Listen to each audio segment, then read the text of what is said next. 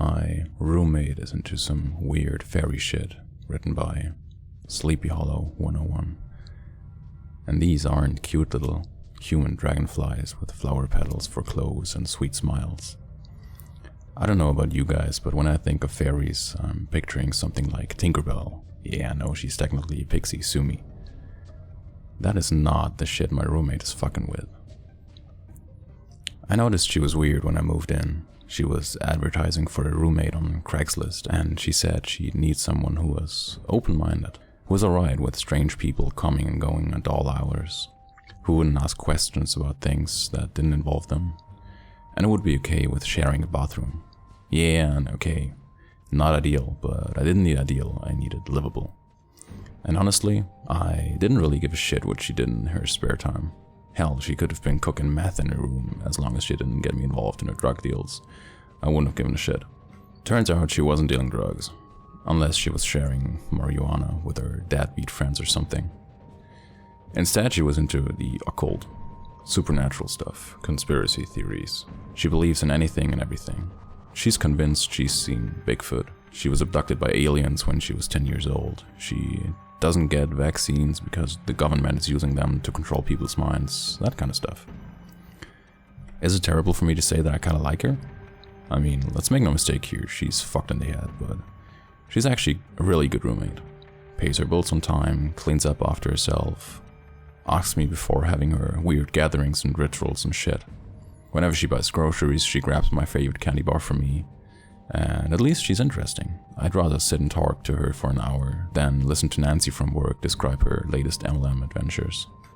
And before you argue with me, Stella, that's the name my roommate chose for herself, I guess, doesn't vote.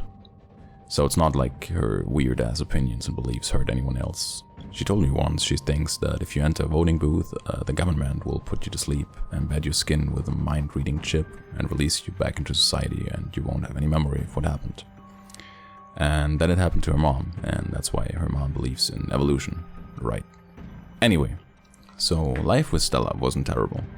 We got along for the most part, and we managed to live together for 6 months before her weirdness starting to get a little too close to comfort. What do I mean by that? Well, one morning I woke up into mold growing in a ring in our living room. Seriously, it was a huge ass ring. Our living room is actually pretty sizable, especially since Stella doesn't believe in furniture, so it's practically empty except for her weird candles everywhere. It never bothered me since I don't use the common spaces much anyways, but mold growing in our apartment was definitely not okay. "Stella, what the hell is this?" I asked. Stella was sitting at the edge of it, a mountain of books next to her. I saw a few titles straight away: Myths of the Fey Folk, Fairies and Other Creatures, The Magical Arts. In her hands was a book on botany, which was extremely peculiar in the moment, but not so much in hindsight.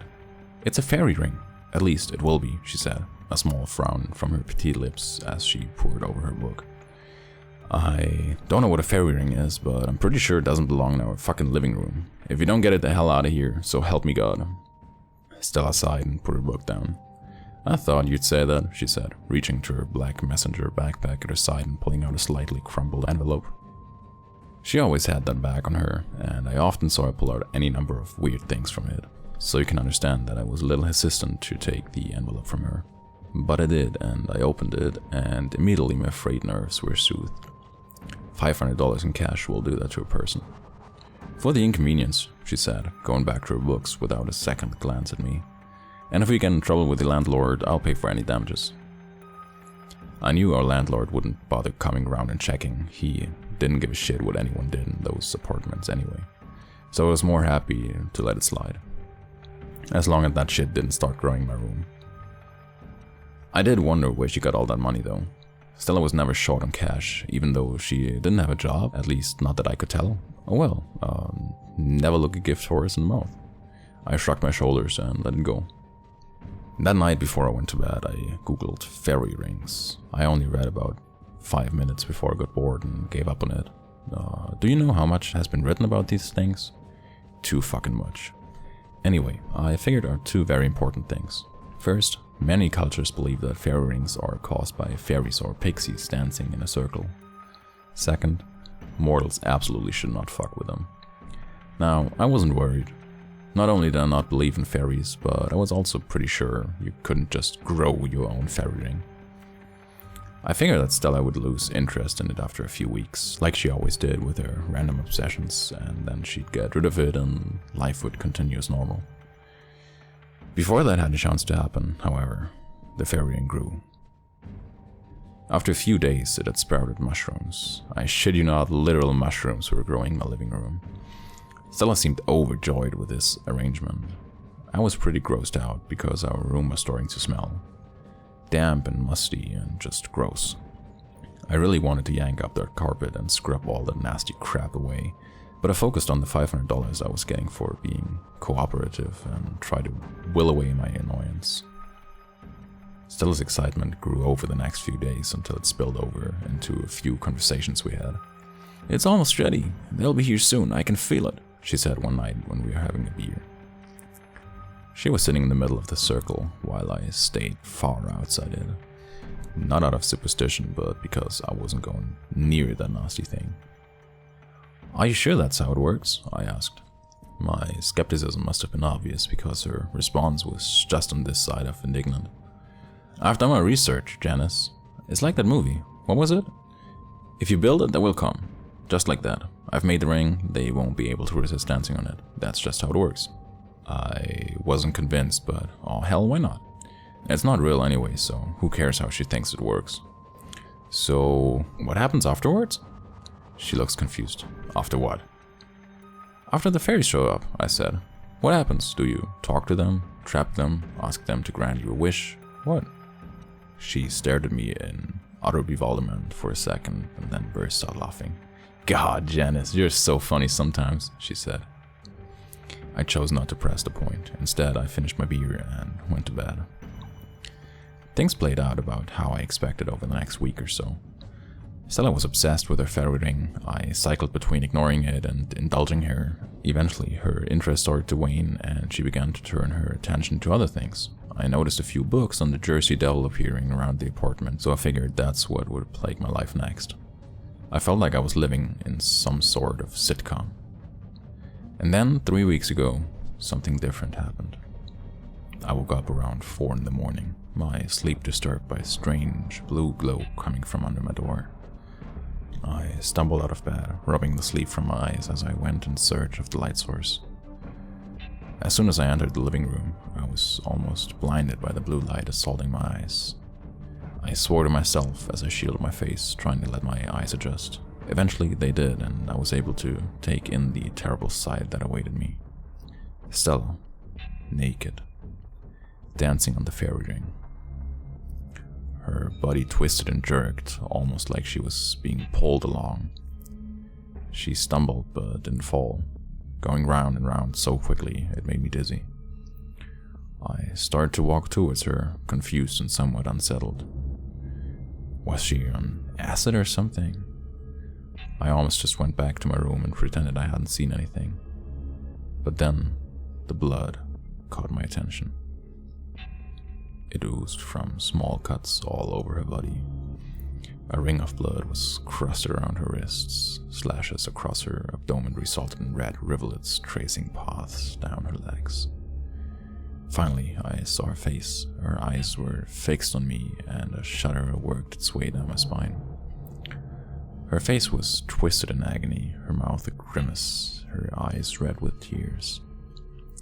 Snot was running out of her nose. She was heaving for breath, and I was sure, so sure I saw her scream. Except there was no sound. Nothing at all. I couldn't hear the sound of cars passing by on the road outside, the sound of her feet on the carpet, the sound of her breathing.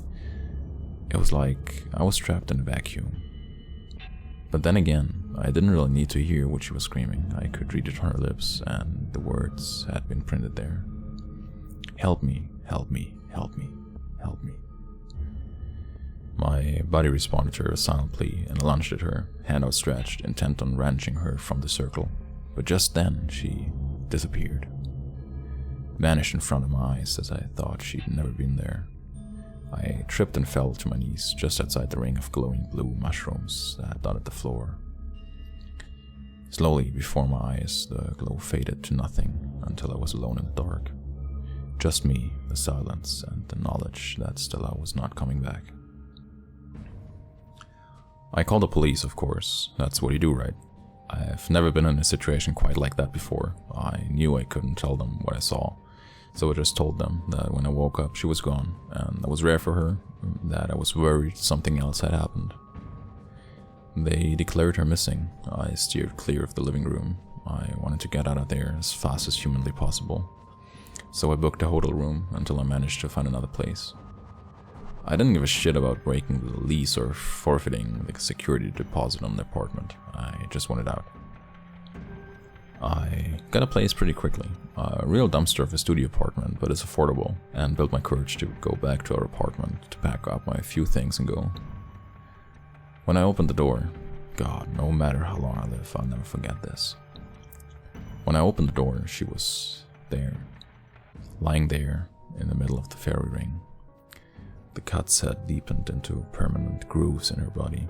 She was thinner than before, as though someone had sucked the flesh out of her, tightened her skin until it was tough and leathery.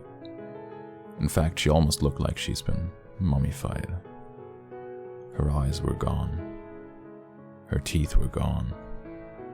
Her mouth was still gaping open, still screaming for someone, me, to help her. And as I stared at the body, I swear to God, I heard a faint giggles coming from somewhere in the apartment. I think I'm done with roommates for a while.